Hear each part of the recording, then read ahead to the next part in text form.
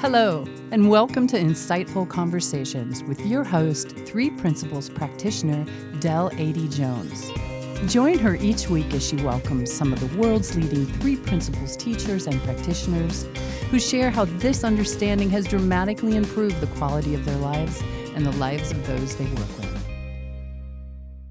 I'm very excited to have Maria Iliffe-Wood with me today. Maria is an author and a coach.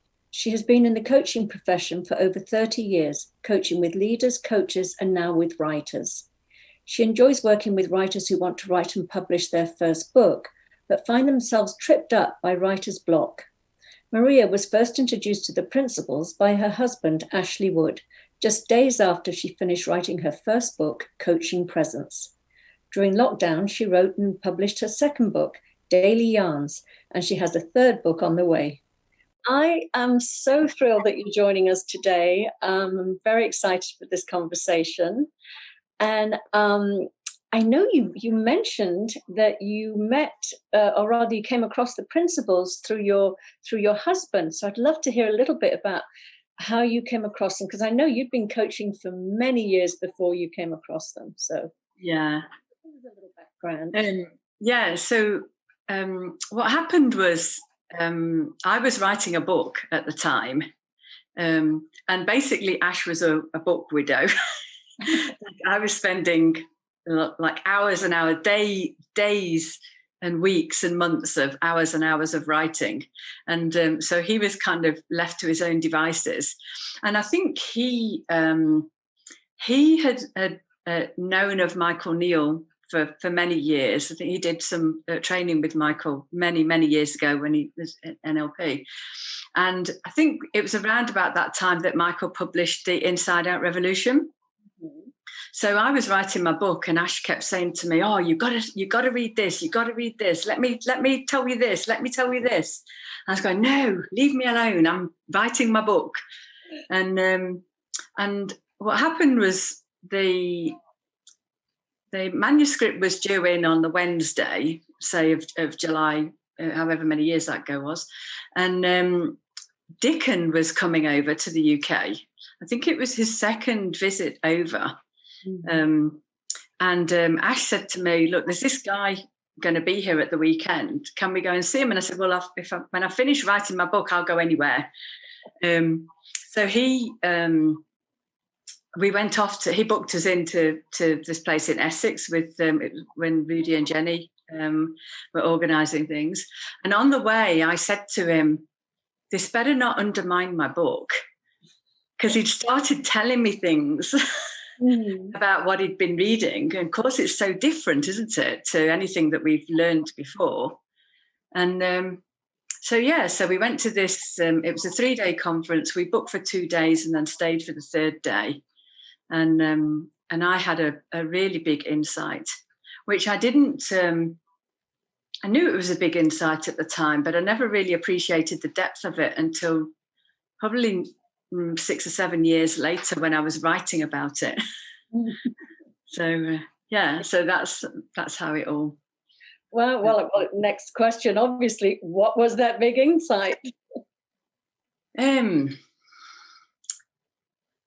So Dickon was talking about, you probably heard him talk about it, about the flowers that grow up the wall, and they get to a certain point and there's something in the way. So they make a right angle turn and they go along, and then they turn back up again. So something somehow directs the flowers on the wall to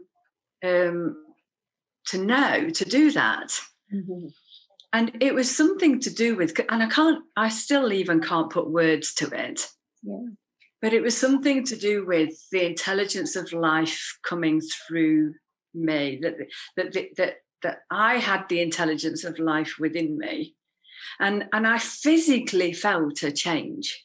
Mm-hmm. It's like the way that I've described it is that, you know, if you ever go to the bank, you've got those locks on the safe that turn. You turn it this way and then you turn it that way. And then when you get the right combination, it clicks into place. Well, that's what it felt like happened within me. It's like I felt this something like click into place. And I knew that I was, something had shifted and something had changed. And I didn't really know what it was. And it wasn't until many years later, kind of looking back on it, I kind of seen the enormity of it. Like, I don't think I felt the shift, but I didn't realize how much it had changed me in that second until many years later when I look back on it. So yeah, I think that that is what happens. It certainly happened for me that way too. It's on reflection where you go, oh my God, wow, I mean, just so different. I'm curious, so did it affect how you felt about your book? That was really interesting because somebody read it a year or so ago who had come to one of our principals groups trainings that we did. And he asked me whether I wrote the book before I knew about the principles or after the principles. Oh. And this is one of the things that really fascinates me because, like, when you look back, you can see how, like, knowing the principles doesn't change anything. It only explains it. And so when you look back, you can see how it's always been working this way. And the core bit of my that first book was about something that all of us have within us, which is an invisible coach, I called it at the time. And so, yeah, there's aspects now of that book. If I was writing it again, probably wouldn't write the exact same book, definitely. But the core of it, I think, is still there. None of us are broken. There's nothing to fix. That was one of the guiding principles in that first book. That we've all got this inner wisdom within us, this well of wisdom that will guide us. But it was it kind of clarified all of that for me. It kind of gave me a bigger, deeper understanding of it. Like, I had this kind of level of understanding of it, but it hadn't, even though I believed that was true when I wrote it, and I saw that in my work, I hadn't seen it absolutely and truly for myself. You are a writing coach, but something in your website, you mentioned that when you first came across writing, that it was not love at first sight. In fact, I think the way you said it was you hated it with a vengeance. So I'd love you to talk about that because I've always felt like I wanted to be a writer, but always had this voice that, you can't write. So I'm still in the beginning throes of love-hate, like yeah. torturous. But I would love you to talk about, because I know you coach other writers, how the principles has impacted how you coach writers. I'd love to hear that, how you do that. Well, I have to say that the coaching of the writers is a relatively new thing for me. So I've coached people for a long, long time. But so I'll just say a bit about like the writing bit first. So I was required to do written reflections as part of a postgraduate qualification that I was doing when I first went self-employed. And I hated it. I absolutely hated it. Like I was trying to do everything I could to get out of having to do it. But it was like, if you don't do the written reflections, you will not get the qualification. And so what I was doing as part of that, I had to reflect on every single coaching session that I was doing as part to report back and talk about my development and my learning and all this kind of thing. And I didn't make a conscious decision to carry on doing that when I finished the qualification, but somewhere along the line, I just got into a habit of, I kept on doing that. And then I went through quite a dark time and somebody suggested journaling. And so I started journaling as well as doing the reflective writing. And it really got me through some tough times, and it really helped me see a lot of things that made a big difference in my life. So one example would be, through the writing, I was writing, and I hadn't intended writing about this, but I wrote about a specific incident from my childhood. And I wrote about it from my mum's perspective. And it just blew me. This was long before the principles. Mm-hmm. It completely blew the way that I saw my mum. I had a difficult relationship with my mum, and it showed me what I was misunderstanding about my mum through the writing. And so that kind of thing happened on a regular basis. And I just kept on writing. I just got into a flow of pretty much writing every day, just for the sake of it. And from that came the first book, and then carried on writing again. And from that, recently the AdeyJones. And it was only this year, beginning of this year, people started coming to me about their writing. Like, I didn't plan it.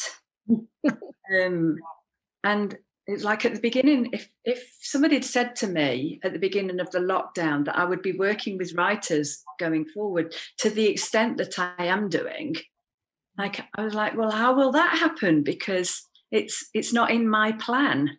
Yeah. It really wasn't. And it's just like, life just has pulled me in that direction, as opposed to me saying, oh, this is what I'm going to do.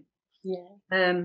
And I really love, like, the people who are coming to me are like, they're having some resistance to the writing, or, they want to write a book, but they don't know where to start, or they're saying, I'm writing something and I'm getting into a really good feeling, and then when I read it, it's like rubbish and all this kind of thing. So I think because I've had the experience of, hating my writing and it being resistant to it and all that kind of stuff, that helps me to be able to work with people. And I've just remembered your question about the principles. Sorry, No, sorry, I gave you. I put a lot on your plate at one point. Sorry about that. No, it's okay. So I think the thing that's different now about the writing, two things have contributed to the writing now. One is the understanding of the principles. That's definitely made a huge difference. And what was happening through my writing was that it was helping me to see the principles more and more clearly. So, like, I don't plan and I never have done, I don't plan what I'm writing about, but something often comes in that is clarifying for me things that happen in the, about how life works and the principles and all that kind of thing. Mm. And then the second thing that made a difference, and you interviewed her just a few weeks ago, Jules Fales and the method writing. So I started working with Jules a couple of years ago on the method writing, and that blew my mind, because what comes out on the page comes from this place that I have I can't profess to have a full understanding of, the principles and how life works, but I see how things come on the page that I never could have, my intellect could have never put that on the page. Mm. Like this week, I've written some pieces, and like sometimes, like oftentimes when I'm writing, I write and then it gets put to one side, and then other times it's like, Ash, you got to listen to this, because and it's more because, I mean, it's the writing is so different, but because it's more because what the writing has shown me. Like this morning, I was writing about hope, and I had a complete insight around what hope is, and that it comes through the writing for me. Like, so much of my understanding of the principles has come through writing. Yeah, that's just on so many. You've shared so much that I want to touch on. Even going back to when you said that, your first book, you talked about the inner coach, and I did a master's in spiritual psychology, and we used to call it the inner counselor, And it Oh, is, yes, yeah. it's just another word for wisdom. It's our wisdom guiding us, our higher power, whatever you want to call it. And I love that you, through writing, again, because we used to do a lot of Gestalt, that when you give voice to a different aspect of yourself or to another person and you hear, I mean, it's wisdom. I mean, for me, that's wisdom that spoke through your mother's voice at you to help you see something so much clearer. And that's what I love about the principles is we don't have to know them to see that they're always operating, regardless if we know about them or not. It just helps to know about them because then we go, oh yeah, well, I've always known this. This is what's going on. And I wanted to mention too about the principles in my experience of writing. I managed to lose 5,000 words yesterday morning. So, on a piece that I have to have ready for Thursday, a 5,000 word piece. And I was cutting and pasting and I clicked save on something that, and I just wiped it all out. Oh no. And if it hadn't have been for the principles, I probably would have been a blubbering mess and given up. Yeah. But I didn't. I just went, okay, it's gone. And I searched everywhere. My boyfriend tried to help me find, no, it had gone. I had sort of clicked delete and then hit save, so whatever. So, but what happened for me was I knew that knowing that wisdom is inside you, guiding you every minute, I could let go of that piece and I could go, okay, next one, come through me. And if there was anything that needs repeating or, because I was trying to remember what I wrote and it was like, that was just getting me more stressed. And I just started afresh and I just thought, okay, just fresh coming from here. I could never have done that if I hadn't known about the principles. Mm-hmm. I would have been totally wrapped up and in such a state. So I can see how much it could help me in that way.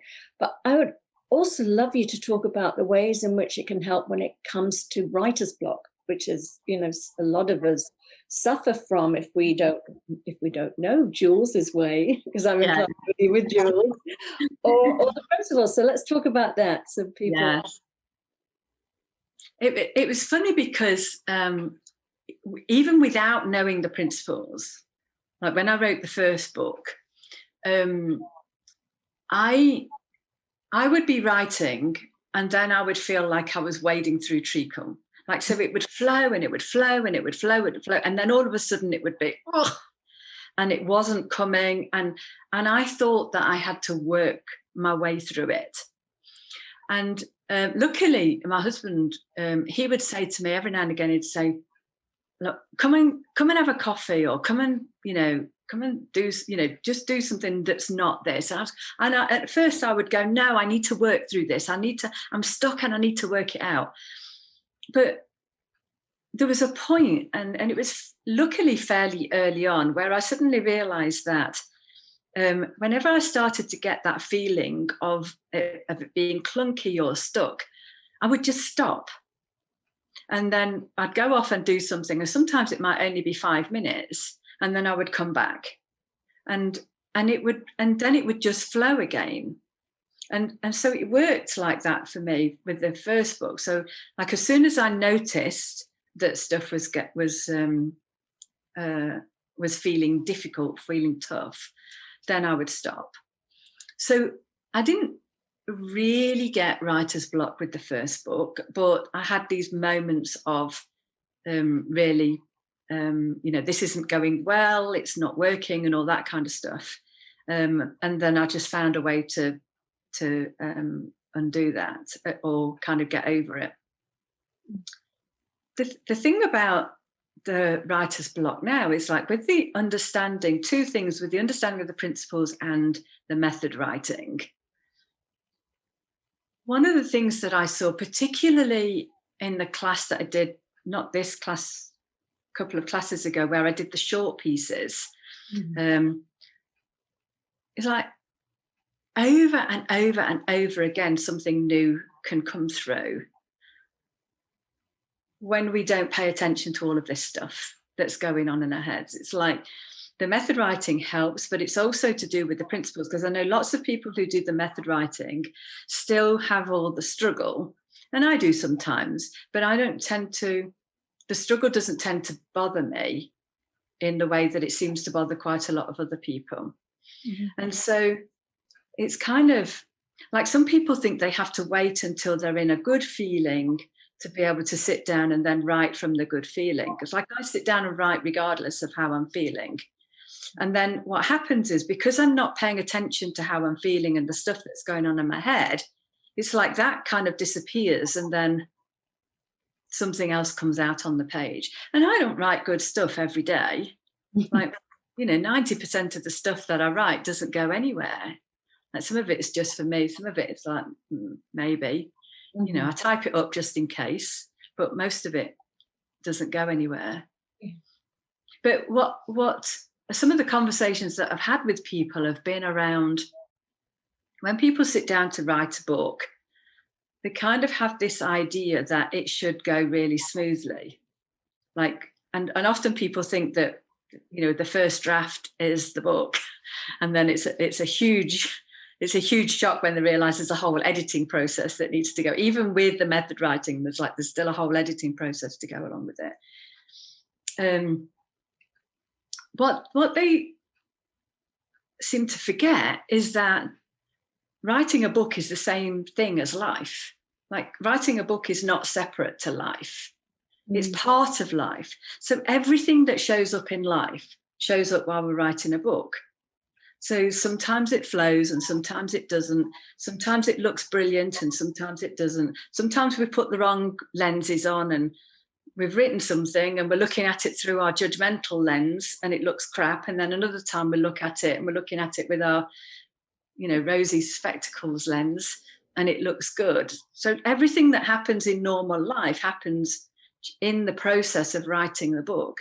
And most people who have an understanding of the principles can get by with all of the stuff that happens in their life.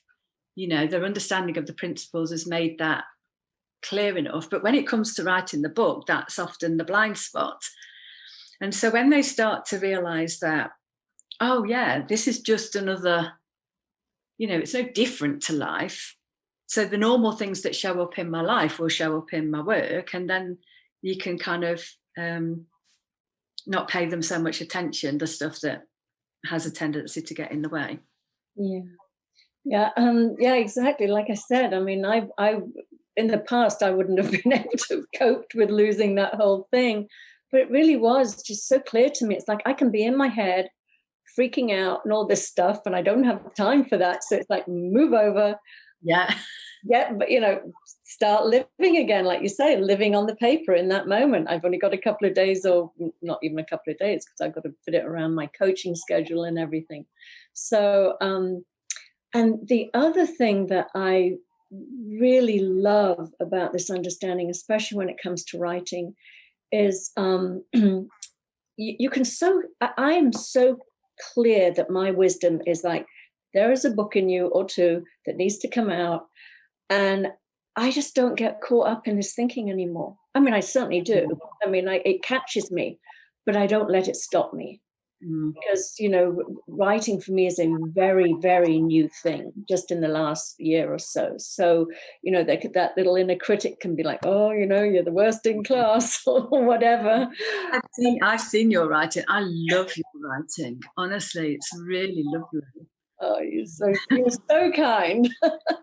Well, but I get a lot of this. But in the past, again, I would have just listened to that and thought, oh, I can't do this. But now I know better. I know that there is a learning curve, and that's just insecure chatter, and I don't have to pay attention to it, and I can just keep showing up. So it's been a miracle in my life. In so many different ways. So I might be reaching out to you about that, helping me get my book finished. Oh, that would be my pleasure. That would be. Yeah. The thing that I really know, it's like writing a book is not something that you have a choice in. Yeah. It's like, that you're going to write a book. When I first started my business, I had my business cards and it said, executive coach, speaker, and sometime author. And that was on my business card for 4 years before the book was actually published. And in the first couple of years, people would say to me, "What's your book going to be about?" And I said, "I don't know." I had no clue what it was going to be about. But I knew that I was going to write one. I never dreamt that I would write more than one, actually, but now I have no clue how many more I'm going to write. But what happens is it's like there's something, because one of the things that I say to people is like, you don't have to write a book. Like, it just feels that way because the urge is so strong. Mm-hmm. And I think the book will come in its own time as well. Yeah. And we kind of think that we're driving it, and we're not really. Yeah.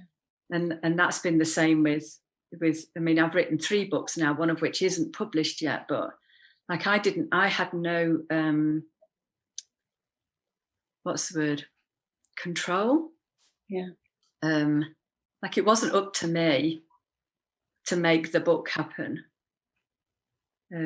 I was just following the urge. Like the Daily Yarns, like I in my head, they were taking me, because they started when the lockdown started. And my work had dropped off a cliff. Like, our turnover fell away like nobody's business. Mm-hmm. And like, I was spending 2 or 3 hours a day doing the Daily Yarns, because write them, edit them, then get them on social media and all that kind of thing. And the voice in my head was going, "What are you doing, Maria? Because you need to be doing something to be getting more work in." But that was the urge. And I was just like, I really trust that urge now. I was just doing that. And then all of a sudden realized I've got a book. And then, okay, right, I'm going to get this book done in a ridiculously short amount of time, really. But and it's that has kind of, like, following that urge has now brought me to where I am now. Yeah. Without there being a plan. Yeah. And I love that too. That's so, as you get more comfortable with this understanding, it's like, I have some clients will say to me, "Well, how do you know when it's wisdom and how do you know when it's your thinking?" And I was like, oh, it is a no-brainer for me. I can feel the difference. And you get to just trust and love coming from that place, as you say, of being pulled. I often think it's a nudge. It's like I'm being taken in this direction. It doesn't matter what the chatter is saying. It's such a clear pulling, as you say, into a direction, going, "This doesn't make sense to me, but apparently this is where I'm meant to go." It makes sense. Just so incredible, because it's always so exciting, because you didn't come up with it and you're just like, wow, really? This is wonderful. Yeah. Yeah, I love that's the thing for me, is like, it's trusting that. One of the things that it happens through my writing a lot is when I look back through my life, I see how wisdom was guiding me in the past when I didn't know that that's what it was. And that makes it kind of easier to trust it, because I've reflected on it, and through my writing, it's taken me right back to my childhood, things that I would never have put down as wisdom. Now I see that was wisdom in action. Mm. And it's like, you can have the urge to do something and still question it. Mm-hmm. This stuff up here, but there's still something about it that it's just the right thing to follow, don't you? Exactly. Yeah. It is. It's just, as you say, it's just pulling you, and it's beyond. It's beyond the intellect, but you can trust it. It's the right direction. Well, I know that you've just started or are starting a new workshop for writers. So I'd love it if you could give your contact information, and you also do coaching, not just writing, don't you? So, and now we've all taken our coaching online, which is fabulous. It's just opened up, wonderful world of, as I said, I'd love to work with you, and I'm over here in California, and you're in the UK. So it's just taking everything online has opened this sort of incredible. People from all over the world can work with each other, so I love that. It's been brilliant for that. Yeah, just of I'm currently running a program for people who either they know they want to write a book, but they haven't got started yet, or they have started and have got stuck. So that's that. And then just yesterday, I've launched a new editing program. So, because what I've been finding is there's so many really simple things that people can do for themselves when they first write. Because if people are going to be serious about writing a book, it's going to need editing. It's like that's just a fact of doing that. And you can pay a lot of money for editing. And so if there's a whole load of simple stuff that people can do for themselves that's going to save them, so that when they do actually come to work with an editor, the editor will get into the really more meaty things that's going to really make more of a difference to the book than just some of the simple things. So based on some of the editing feedback that I've been giving to people, I thought, okay, I'm going to put this program together and see if we can just do something in 6 weeks where people can just see how they can, once they've written something, they can then start editing it and making their work, making their writing more interesting, more compelling, more understandable, and get the message out that they want to get out. There's a lot of 3P people who want to write books, and some of them are struggling to get their message down on paper. Yeah. Well, I'm very excited about both of those classes. So how do people get in touch with you? Because we're coming to the end of our time, and I want to be sure. So I'm on Facebook. I've got an author page, which is Maria Iliffe-Wood Wordsmith. Couldn't remember the name of it then. And you can find me on LinkedIn, Maria Iliffe-Wood, and my writing author Facebook. My writing author website is iliffe-wood.co.uk. And I have a business page, which is to do with my coaching, which is fromquiet.co.uk. You can find me through any of those things. I'm on Twitter, but I'm not much of a Twitter person. All right. Well, I love chatting with you, and I'm so grateful you took the time to be on the show. And you are an amazing writer. So I would highly recommend that people seek you out and work with you. So. Oh, thank you, Del. I was really felt honoured that you asked me to come on here today, because you've had some amazing people on here. So I felt like it was a real privilege to come and talk to you. And I've loved getting to know you through your writing in our classes. It's really lovely. Really. I know we have a crash course in getting to know each other. We just pour our heart out on the paper. Yeah. It's wonderful though.